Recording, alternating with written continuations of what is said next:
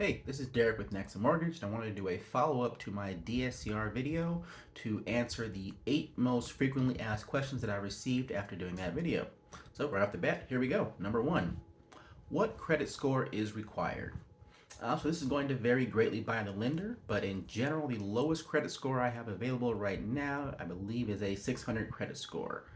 The greatest thing that the credit score does impact is the loan to value.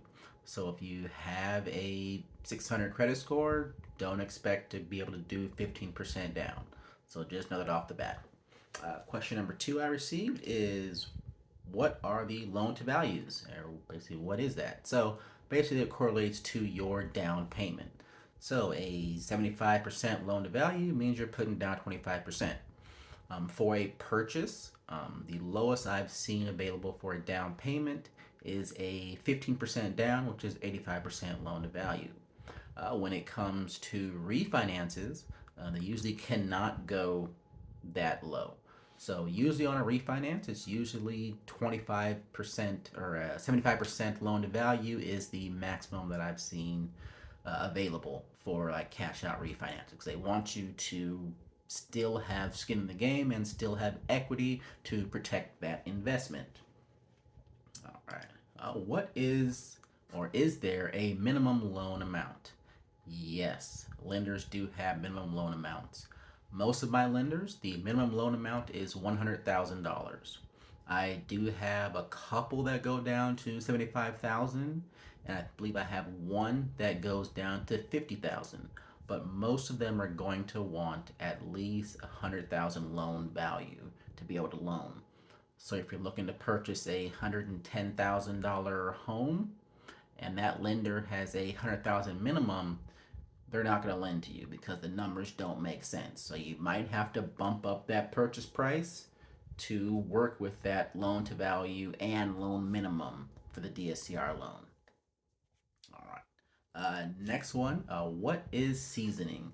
This really refers to when you're doing a cash out refinance. So if you're doing like the BRRRR method, the BRRRR method of investing, you bought the property with, say, a hard money loan, you went ahead and renovated it, you've increased the rents, and now you're looking to do that cash out refinance.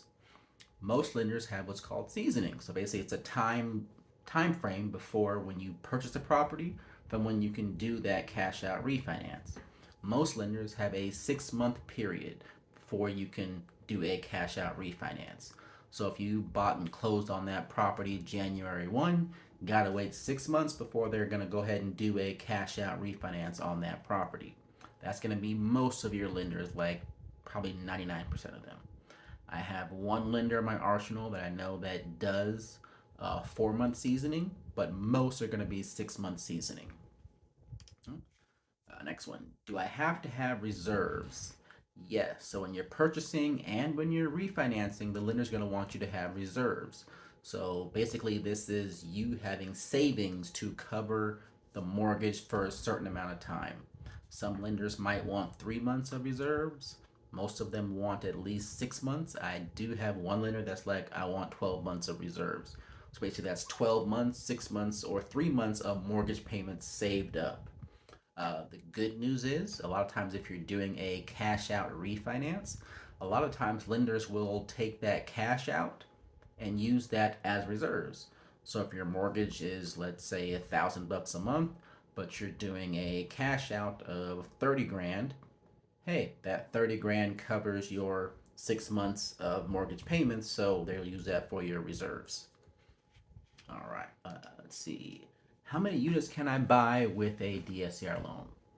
Most of the time, it's going to be 1 to 4 units. I do have a handful that are like, oh, we also do 5 to 8, but it's different criteria. And some of them are also like, oh, I do go up to 12 units, but it's different criteria. Most of them are going to be 1 to 4 units. So your single family, your condo, your duplex, triplex, fourplex, usually they can do that. All right. And can I be a first time home buyer? Most are going to say no. Some are going to say yes. I think I have maybe 2 lenders that are able to do it if you are a first time home buyer.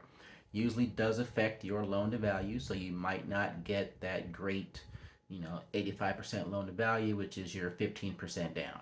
It might be bumped up to 30% down or 35% down. It's going to depend on the lender. And sometimes, even if you do own a home, sometimes they might require you to own that home for, say, 6 to 12 months before they'll go ahead and lend to you with their DSCR loan. All right, last question here. Can I buy in an LLC? Yes. This is usually the preferred method.